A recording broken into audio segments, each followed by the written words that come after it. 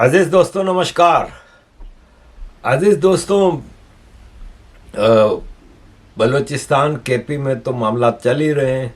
मैं हैरान हूँ कि पाकिस्तान की मुर्दार कौम, ख़ास तौर पे कराची जो कि पूरे पाकिस्तान को पलता है, उसकी आवाम तो बिल्कुल ही मुर्दार है।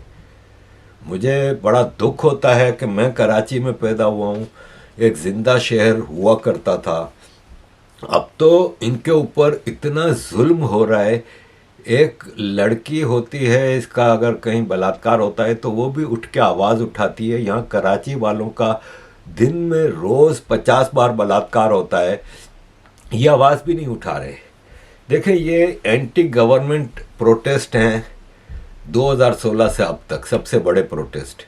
यूके मिलियन लोग, अमेरिका मिलियन लोग, Germany 1.3 million, South Korea 1.5 million, Lebanon 1 million, Spain 1 million, Algeria 1 million, Hong Kong 2 million, India 1 million, Bolivia 1.5 million, Chile 1 million, Colombia 1 million. यहाँ पे 10,000 नहीं निकल रहे कराची में। इससे मुर्दार शहर आपको दुनिया में कहीं नहीं मिलेगा। ये इस वक्त कराची की हालत है। अजीज दोस्तों,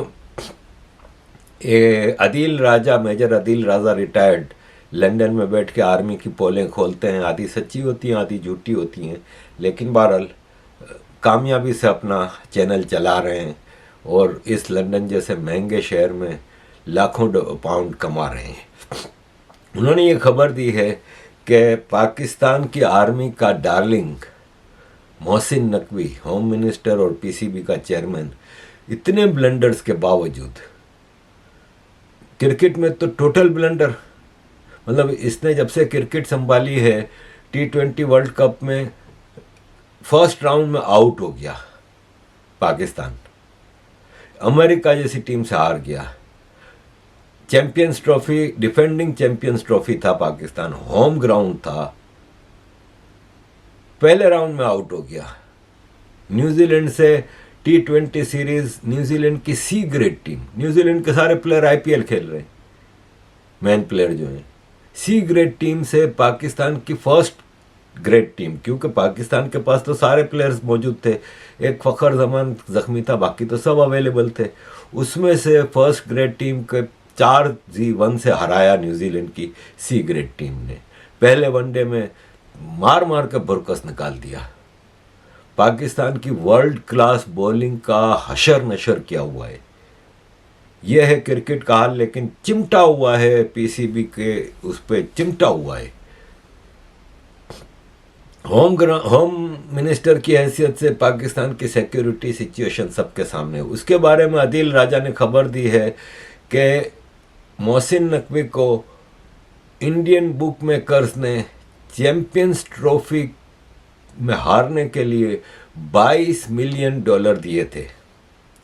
ISI ने आर्मी चीफ आसिम मुनीर को इसकी रिपोर्ट दी है।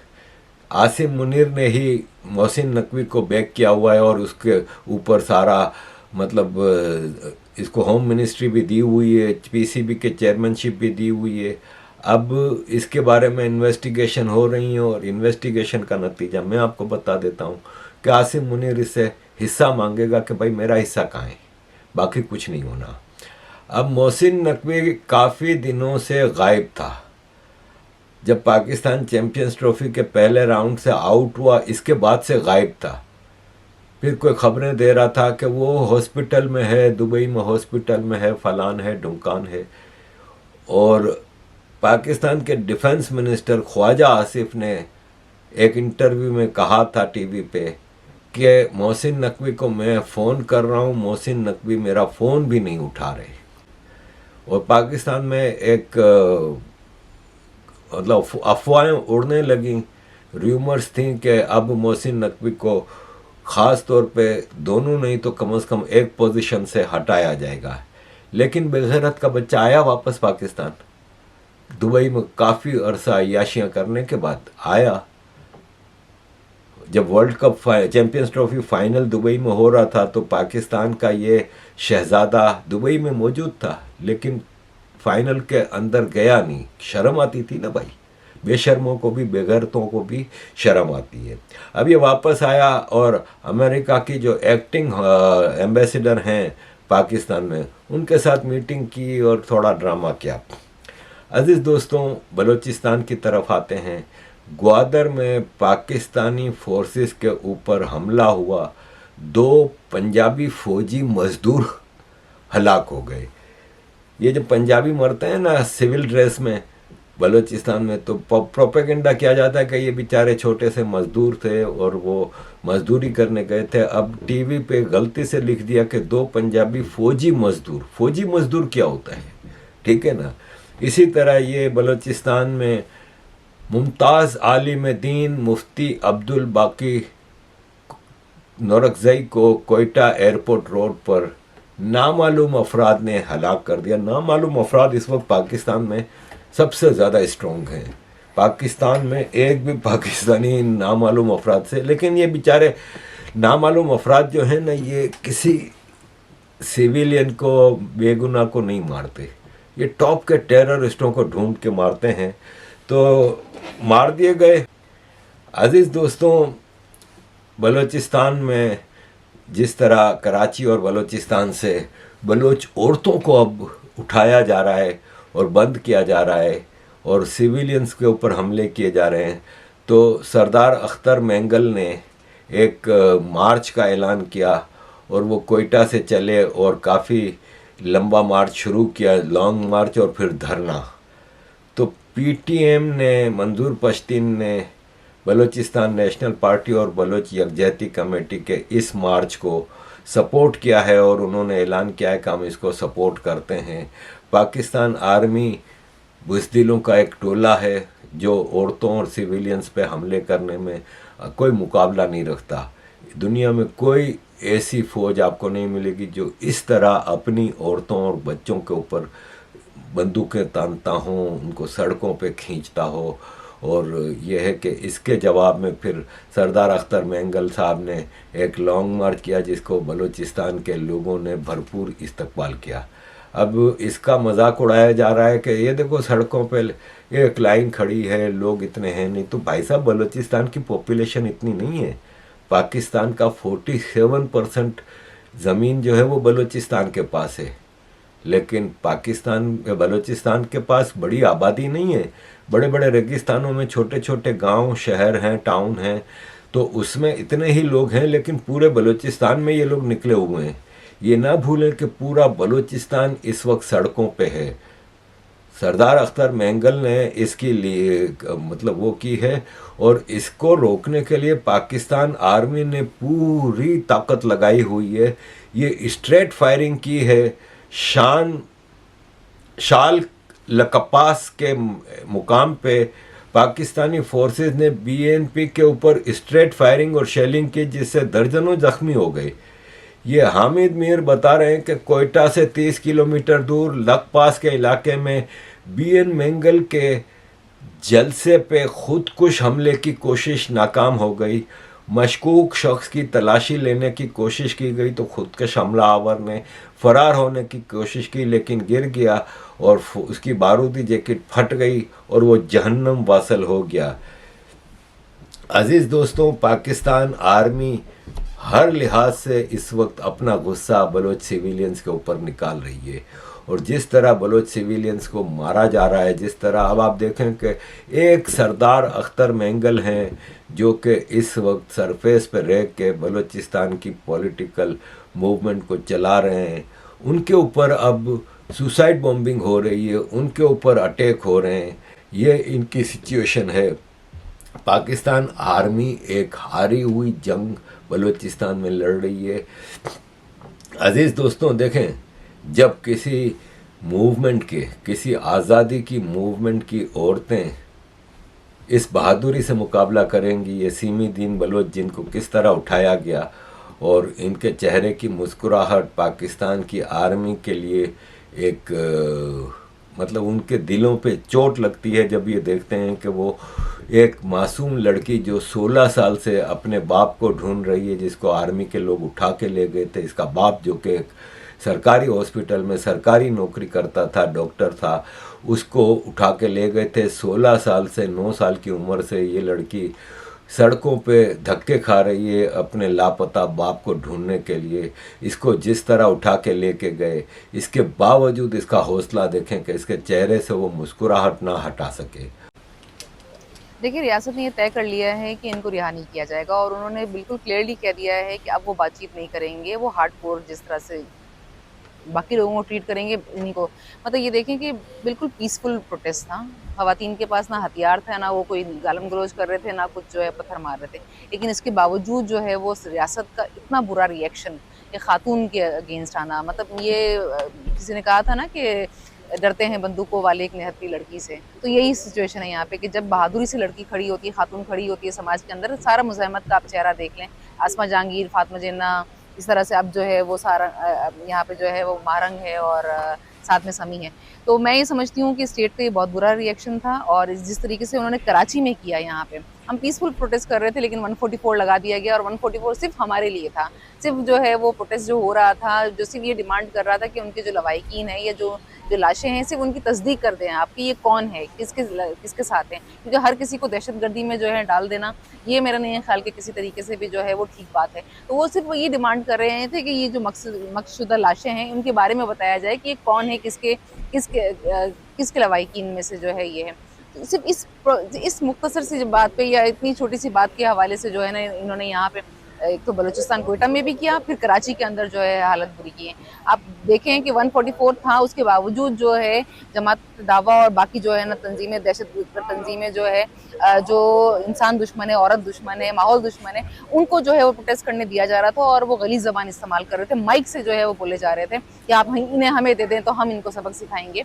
मतलब ये इस तरह की लैंग्वेज बोले जा रहे थे यहाँ पे। तो ये किसी तरीके से भी जो है वो फेवरेबल नहीं कंडीशन है कि जिसमें आप बातचीत को आगे बढ़ाते हैं। और MPO जो लगाया गया है आप समी के ऊपर, तो मेरा ख्याल से अब ये स्टेट जो है वो इस तरीके से लिंगर ऑन करती रहेगी। जो भी अमन के लिए आवाज़ उठाएगा, जो भी बात करेगा, आइन की बात करेगा, कॉन्स्टिट्यूशन के राइट की बात करेगा, उन आवाज़ों को जो है वो पीका एक्ट के तहत या इस तरह के जो टैक्टिस है उनकी तरह दबाया जाएगा। लेकिन हम ये समझते हैं कि यहाँ पे लोग अब सीख रहे हैं, समझ रहे हैं और लोगों को पता चल रहा है कि कौन ठीक है और कौन गलत है। तो लोग जो है वो फिर सही की तरफ जो है अपना रुख करेंगे और सही तरह लोग खड़े रहेंगे। तो इसलिए अब बातचीत का मेरे ख्याल से इसको रास्तों को बंद नहीं किया जाए, ये खोलना चाहिए और जितने भी लापता लोग हैं उनको बाजियाब किया जाए और उनको बताया जाए कि वो कहाँ हैं और उसको दबा ना सके।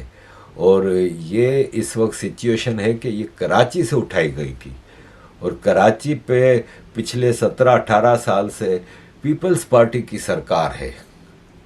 और पीपल्स पार्टी की सरकार जब बलोच औरतों को इमरान खान के दौर में उठाया गया था तो बिलावल भुट्टो का क्या रवैया था और अब इस मुनाफिक कुत्ते के बच्चे का अपनी पुलिस बलोच औरतों को किस तरह घसीट के उठा के लेके जा रही है। अब मैं ज़रा मैं जो बिलावल भुट्टो साहब की जो मुनाफिकत है, मैं ज़रा उसके बारे में आपको बताऊं। ये मैं आपको एक क्लिप सुनवाता हूं जो उन्होंने मरियम नवाज साहबा की गिरफ्तारी पर कौमी असम्बली में तकरीर की, ज़रा सुन लीजिए।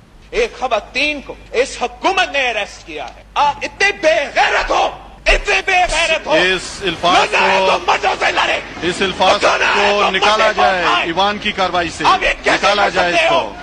यानी ये कह दिया कि जो औरतों को पकड़ते हैं, औरतों को तो पकड़ना ही नहीं चाहिए, अगर लड़ना है तो हमसे लड़ो आके। और अब बलूचिस्तान में सरफराज बुगटी पीपल्स पार्टी, बिलावल भुट्टो की हुकूमत है, महरंग बलोच को पकड़ा है।